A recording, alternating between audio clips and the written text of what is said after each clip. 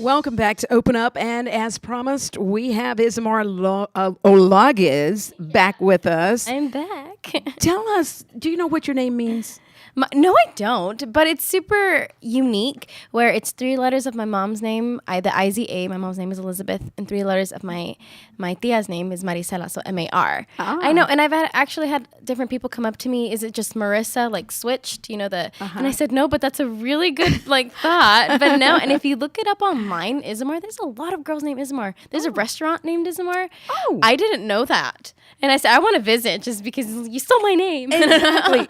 Is it here in the area or? No, I think it's somewhere in the coast. I've never Okay. really looked into it. I just found out there was a restaurant. I said, well, I want to go. Oh, I think that would be excellent. That's really cool. Okay, so you're here to talk to us about your platform. Yes. Tell us about it. What is it? My platform is Knowledge is Power, promoting higher education. And my goal with this platform is just to educate students and family members about the different ways in order to fund higher education through scholarships, grants, financial aid, and just exercise our right so we can find different ways in order to fund higher education to bring the cost of college tuition down.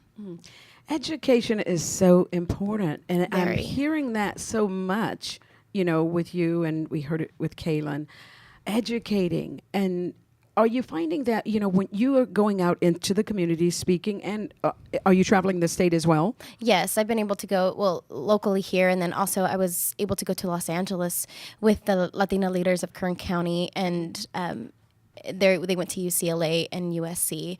We went on a tour, and I was able to talk to the young women there, too. How was that?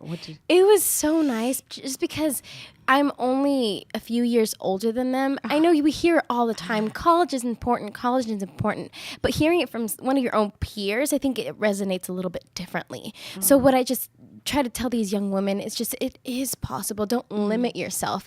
A lot of times we come from family members like myself, where my dad came to the United States when he was 14 years old and my mom a few years later. And they did not receive their high school diploma, but they've instilled in us the importance of higher education.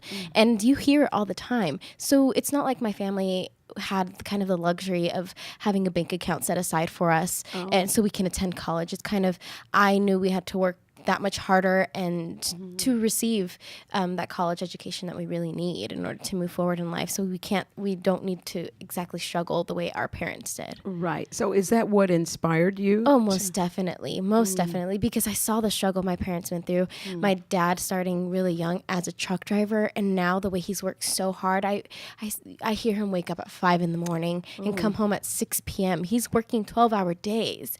And he's now the supervisor of the company he worked for as a truck driver 20 plus years ago. So it's kind of nice to see the way he's worked so hard without a college education, but imagine how easy it's going to be in the future for us when we do have a college education. Right, yes. And so why is knowledge power?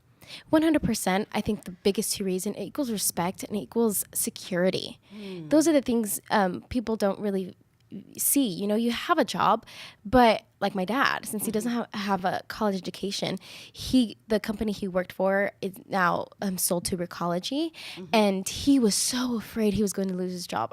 Seeing the stress on my father's face, seeing when he comes home, as a family member, you want to be there to support him, hearing the struggles he has to go through, because some younger kid with a college education can come and take his job. He had that fear. But he had the background of working for that company for so long, but he still had that fear. He did not have the security he would have had if he had a college education. And with the respect, when you walk into a room, you can say, I attend blah, blah, blah school, and I do this, I'm reaching the goal of getting a higher education. You have that kind of an invisible crown on your head, if not as a man and a woman. You go into those rooms, and after getting a college education, you have that crown on your head. You have that respect. You can go into a room and really show them, this is what I can do, and this is what I have done. Speaking of crown on your head, Yes. how does it feel? Not only not physically sitting up on your head, Yes. but how does it make you feel within?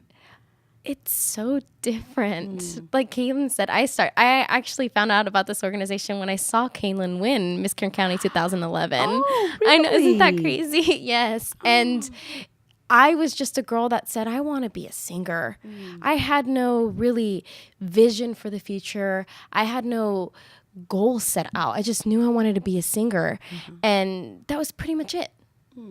And then once I started with the Miss America organization, with the scholarships I've gained, with the people I've met, and these young women kind of inspired me to move forward, to reach my goals, to make them possible, take the first step in order to reach those goals.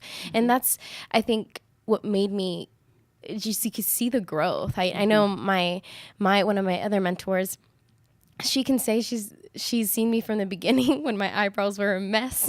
I know, and you can see me now as going my 4th time competing at Miss California. You know, it's been a really amazing growth experience competing in the Miss America organization, and now being able to talk about my platform, something that's really near and dear to my heart, it's making it that much better. So how does someone go about finding scholarships?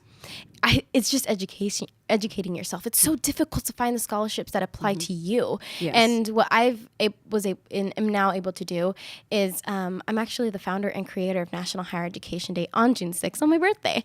And on June 6th, and what I plan for the nation to do, I want to implement it. It's a national goal. With like a national day, we have National Prayer Day. Yes. And for the Miss America organization, we have Miss America Serves Day.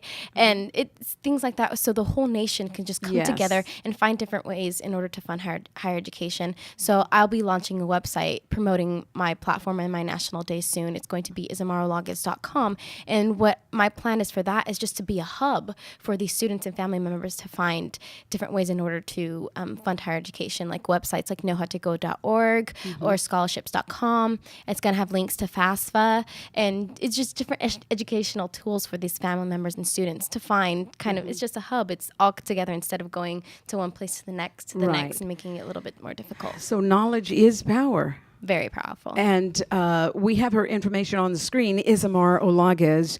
She is Miss Yosemite Valley 2015. And to contact her, I'm going to stay out of this part. Yes, Isamar Olaguez, isamar.olaguez@gmail.com. And you can always visit www.knowhowtogo.org for more information. And then I'll be launching my website soon. And you can also find more information about what I'm doing as a title holder at Miss_Yosemite. That's on Instagram and Twitter. And then also, one of the biggest opportunities for scholarships is the Miss California organization. Okay. It's misscalifornia.org. Thank you. Thank you. Thank you for joining me. See you next week.